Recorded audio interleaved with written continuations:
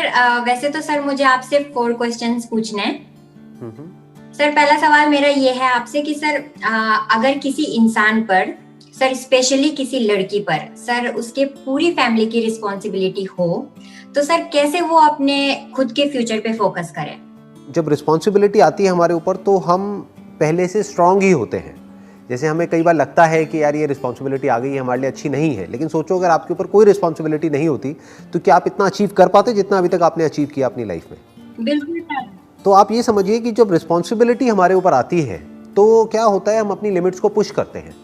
हम ऐसा कुछ करते हैं जो हम नॉर्मल सर्कमस्टांसिस में शायद नहीं करते। शायद आप मोबाइल पे बैठ करके कहीं टाइम पास कर रहे होते, आज आप एक अपने बेस पर आप एक काम कर रहे हैं, खुद को ही नहीं सिर्फ अपनी फैमिली को भी सपोर्ट कर रहे हैं। ये याद रखना है कि रिस्पॉन्सिबिलिटी बुरी नहीं होती है, रिस्पॉन्सिबिलिटी अच्छी होती है। और यंग एज में आ जाए तो बहुत ही बढ़िया है। वो कई बार हमको लगता है कि नहीं हमारे लिए बुरी है, बट एक्चुअल में अच्छी होती है लॉन्ग टर्म में। और बताइए आपका अगला क्वेश्चन क्या है? What is the next question? हाँ सर, मेरा दूसरा क्वेश्चन ये है आपसे कि सर कर्ज लेकर के शादी करना सर क्या सही है, जैसा कि सर इंडिया में होता चला आ रहा है? बिल्कुल गलत है, बिल्कुल नहीं करना चाहिए। ये सही हो कैसे सकता है? ये तो बेवकूफ़ी है। और स्पेशली कर्ज लेकर के शादी करना मतलब क्या कि आपकी कैपेसिटी नहीं है उतना स्पेंड करने की, फिर आप लोन ले रहे हो और किसी की शादी के लिए और दिखावे के लिए। किसको दिखाना है और क्यों दिखाना है? इससे बेटर है कि आप कोर्ट मैरिज करो। लेकिन बिल्कुल सही। कर्ज लेना सिर्फ शादी के लिए ही नहीं, किसी भी चीज़ के लिए कर्ज लेना सही नहीं है अगर आप उस कर्ज को चुका नहीं सकते हो, क्योंकि फिर आदमी चारों तरफ से फंस जाता है, फिर वो कुछ नहीं कर पाता है। हाँ, अगर आप अफोर्ड कर सकते हैं तो कोई दिक्कत नहीं है, बट शादी के ऊपर स्पेंड करना अननेसेसरी, जिनकी कैपेसिटी नहीं है। देखो कुछ लोग हैं जिनके पास में एक्सेस पैसा है, तो उनको तो भाई शो ऑफ करना है, ये है वो। उनके लिए शादी का दूसरा मतलब क्या है कि दिखावा, कि दिखाना है दुनिया को, राइट? बिल्कुल सर। बट अगर आपकी जेब में पैसा नहीं है और आप अननेसेसरी शादी में पैसा लगा रहे हो तो ये समझदारी नहीं है, बहुत बड़ी बेवकूफ़ी है। ऐसे लड़के से शादी करना भी बेवकूफ़ी है, क्योंकि वो लड़का आज अगर पैसे के लिए आपसे शादी कर रहा है तो कल पता नहीं वो क्या करेगा। जिसके माइंड में थोड़ा सा भी ये थॉट चल रहा हो कि मुझे कितना मिलेगा डाउरी के नाम पे, दहेज के नाम पे, या किसी भी तरीके से डायरेक्टली इनडायरेक्टली, अगर उस लड़के के माइंड में थॉट भी है पैसे का, तो ऐसे लड़के से जितना हो सके दूर ही रहो। जो लड़का आपसे प्यार करता है और आपसे शादी कर रहा है आपके लिए, क्योंकि उसको लगता है कि आप और वो मिल करके एक अच्छी लाइफ जी सकते हैं, तो फिर कोई दिक्कत नहीं है। फिर उसको पैसे से भी कोई मतलब नहीं है। वो तो फिर चाहे आप कोर्ट मैरिज करो, चाहे कैसे भी करो, किसी मंदिर में थोड़े से फेरे लगा लिए, हो गया काम खत्म। उसके लिए दिखावा करने की क्या जरूरत है? भीड़ इकट्ठी करने की क्या जरूरत है? यस सर, मेरी भी यही थिंकिंग है कि कोर्ट मैरिज होनी चाहिए। लेकिन सर जैसे मेरी यंगर सिस्टर है, यंगर ब्रदर है, तो सर मैं उनके लिए भी सोचती हूँ कि चलो मैं तो कोर्ट मैरिज करके सर मैं खुश रह लूंगी, लेकिन क्या उनके लिए भी ऐसे ही सही है? जब आप खुद कोर्ट मैरिज करेंगे तो आप एक एग्जाम्पल सेट कर रहे हैं उनके लिए भी, तो उनको भी करने में क्या दिक्कत है? अगर आप लोग फाइनेंशियली अफोर्ड नहीं कर सकते तो अननेसेसरी अपने ऊपर प्रेशर क्रिएट क्यों करना है? देखो एक चीज हमेशा याद रखना, किसी को प्यार करने का मतलब ये नहीं होता है कि हम उनकी सारी ख्वाहिशें पूरी करें। Yes sir, that's true. मतलब किसी को अपने ऊपर डिपेंड कर देना, ये नहीं है प्यार का असली मतलब। प्यार का मतलब ये है कि उनकी अपनी लाइफ है और उनकी अपनी जो स्ट्रगल्स हैं वो उनको खुद उससे बाहर आना है, खुद उनको देखना है। ये नहीं कि पूरा का पूरा बर्डन उठा करके आप पे डाल दिया। क्योंकि आपके पहले क्वेश्चन से मैं थोड़ा सा आइडिया लगा पा रहा हूँ कि एग्जैक्टली सिचुएशन क्या चल रही है, तो उसके बेसिस पे मैं ये बात कह रहा हूँ। मैं आपको एक छोटी सी कहानी सुनाता हूँ, उसको आप देखना, थोड़ा समझने की कोशिश करना। एक बार क्या होता है, एक बटरफ्लाई अपने उससे बाहर निकल रही होती है, अपने कोकून से बाहर निकल रही होती है। तो एक आदमी वहाँ पर देखता है, तो उसको देख करके उस बटरफ्लाई पे तरस आ जाता है। वो कहता है कि यार ये बेचारी इतनी कोशिश कर रही है, निकल नहीं पा रही है, तो क्यों ना मैं इसकी थोड़ी सी मदद कर दूँ।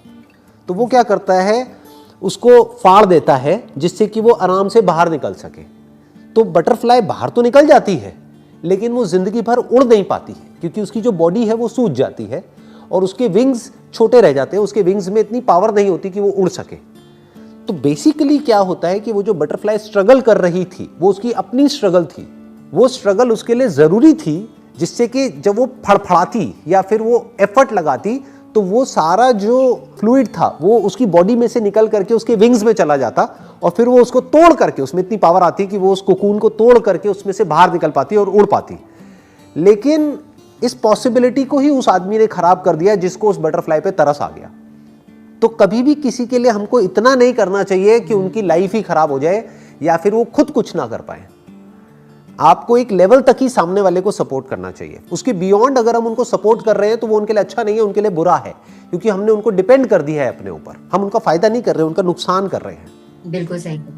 जैसे हमने स्ट्रगल करी है, जैसे आपने स्ट्रगल करी है, वैसे ही आपके भाई बहनों को भी स्ट्रगल करनी ही पड़ेगी अगर उनको लाइफ में कुछ अचीव करना है। तो ये उनको क्लियर होना चाहिए। ये नहीं कि आप ही उनका पूरा का पूरा भार उठाओ पूरी जिंदगी के लिए, ये अच्छा नहीं है उनके लिए। This is not good for them, this is not good for you. मेरी इस बात को मैंने इशारे में कहा है, लेकिन हो सके तो आप समझिएगा और अपनी लाइफ से रिलेट करिएगा। कुछ आइडिया मिला आपको मेरी इस बात से? कुछ कनेक्ट किया आपने? हाँ जी सर, बिल्कुल बिल्कुल सर, स्पष्ट हो गया, क्लियर हो गया सर। वेरी नाइस, बहुत बढ़िया। अब बताइए आपका तीसरा क्वेश्चन क्या है? आपने पूरी क्वेश्चंस की दुकान खोल ली है। हाँ, तो सर मेरा तीसरा क्वेश्चन ये है आपसे कि सर जैसे सब कहते हैं कि हार्ड वर्क कीजिए, हार्ड वर्क कीजिए। जैसे सर बुक्स में भी लिखा है कि hard work is the key to success, है ना, हार्ड वर्क करेंगे तभी सक्सेस मिलेगी।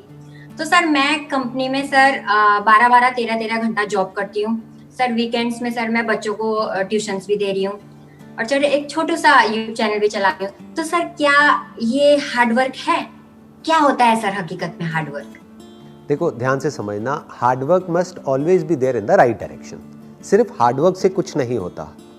जैसे एक रिक्शे वाला है, वो बहुत हार्ड वर्क करता है, दिन में 12-12 घंटे, 13-13 घंटे रिक्शा चलाता है, लेकिन एंड में उसको क्या मिलता है? कुछ रुपए मिलते हैं, जिससे कि बहुत ही मुश्किल से उसका और उसकी फैमिली का गुजारा हो पाता है।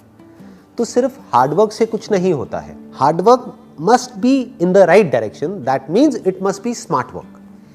कि आपको समझ आना चाहिए जो भी आप कर रहे हो उसके हिसाब से आउटकम आ रहा है या नहीं आ रहा है। फॉर एग्जाम्पल, आप एक कंपनी में 12 घंटे काम कर रहे हो, तो 8 घंटे की एक शिफ्ट होती है ऑफिशियली, तो क्या 4 घंटे का आपको ओवर टाइम मिल रहा है या नहीं मिल रहा है? अगर तो मिल रहा है तो ठीक है, अगर नहीं मिल रहा है तो आइडियली आपको उस कंपनी को छोड़ के किसी और कंपनी को ज्वाइन करना चाहिए जहां पे कि आपके हार्डवर्क की सही वैल्यू करी जा सके। Yes sir. आप कह रहे हो कि मैं एक यूट्यूब चैनल भी चला रही हूँ, वो यूट्यूब चैनल ग्रो कर रहा है या नहीं कर रहा है? मानो आपने वीडियोस तो 1000 डाल दी और सब्सक्राइबर्स आपके हैं 100, तो दैट मीन्स कि आप हार्डवर्क सही डायरेक्शन में नहीं कर रहे हो। तो आपको ये भी देखना है कि जहां पर मैं मेहनत कर रही हूं, जिस डायरेक्शन में कर रही हूं, वहां से मुझे रिजल्ट मिल भी रहा है जितना मिलना चाहिए या नहीं मिल रहा है। अगर इसको ध्यान में रख करके आप प्रॉपर तरीके से मेहनत कर रहे हो तो that is called smart work, that is not hard work. और बताइए क्या है लास्ट क्वेश्चन आपका? सर मेरा लास्ट क्वेश्चन ये है आपसे कि हाँ। सर सभी की लाइफ में गुड डेज भी होते हैं सर, बैड डेज भी होते हैं, सभी की लाइफ में प्रॉब्लम्स होती हैं सर, आपकी भी लाइफ में प्रॉब्लम्स होती होंगी ऑफ कोर्स। तो सर आप सर हमेशा हैप्पी रहते हो, मोटिवेटेड रहते हो, लोगों को मोटिवेट करते हो, तो सर कैसे सर, क्या राज है? नहीं, पहले तो इस जो बात आपने कही उस बात को ठीक करो। आपको कैसे पता कि मैं हमेशा हैप्पी रहता हूं? आपको कैसे पता? आपने क्या मेरे घर में कैमरास लगाए हुए हैं? How do you know that? Video में तो आपने मुझे देखा है। जी सर। तो इस मिसकंसेप्शन को पहले तो ठीक करो। चाहे मैं हूं चाहे कोई भी है, कभी भी आपके माइंड में ये थॉट नहीं आना चाहिए कि ये जो पर्सन है ये तो हमेशा खुश रहता है। ऐसे अजम्पशंस नहीं बनाने हैं, ये सब गलत है। जैसे आपकी लाइफ में अप्स एंड डाउन्स आते हैं ऐसे ही मेरी लाइफ में आते हैं। जैसे आपकी लाइफ में मूड स्विंग्स होते हैं ऐसे ही मेरी लाइफ में होते हैं। जैसे आपकी लाइफ में कुछ उल्टे थॉट्स आते हैं मेरी लाइफ में भी आते हैं। बट फर्क क्या होता है कि कौन कितनी जल्दी उससे बाहर आ सकता है, बस इतना सा फर्क होता है। कभी ये मत समझ लेना कि कोई भी ऐसा इंसान है जिसकी लाइफ में अप्स एंड डाउन्स नहीं आते हैं या सुख दुख नहीं आता है, हमेशा सुखी सुख होता है। वो झूठ होता है, वो झूठा है वो इंसान, अगर वो कोई ऐसा कह रहा है आपको। तो आप इस बात को ध्यान से समझना, जो बात मैं कह रहा हूं कि जैसी आपकी लाइफ है एग्जैक्ट वैसी ही मेरी लाइफ है। बस फर्क क्या है कि अगर मेरी लाइफ में कोई प्रॉब्लम आती है तो मैं उसको डीपली समझता हूं और उसके सॉल्यूशन पे फोकस करता हूं, बस इतना सा फर्क है। और कुछ लोग होते हैं वो प्रॉब्लम में ही अटके रह जाते हैं। बस मैं प्रॉब्लम के साथ साथ उसके सॉल्यूशंस पर ध्यान देता हूं कि ठीक है अब जो हो गया, अब दिमाग लगाते हैं कि अब करना क्या है। तो इस वजह से मैं उस प्रॉब्लम से थोड़ा जल्दी बाहर आ जाता हूं। मान लो कोई और है, उसको उस प्रॉब्लम से बाहर निकलने में 10 दिन लगेंगे, तो मुझे 1 दिन लगता है, 2 दिन लगते हैं, लेकिन टाइम मुझे भी लगता है। तो that depends upon the situation कि क्या सिचुएशन है, उसके हिसाब से एक्ट किया जाता है।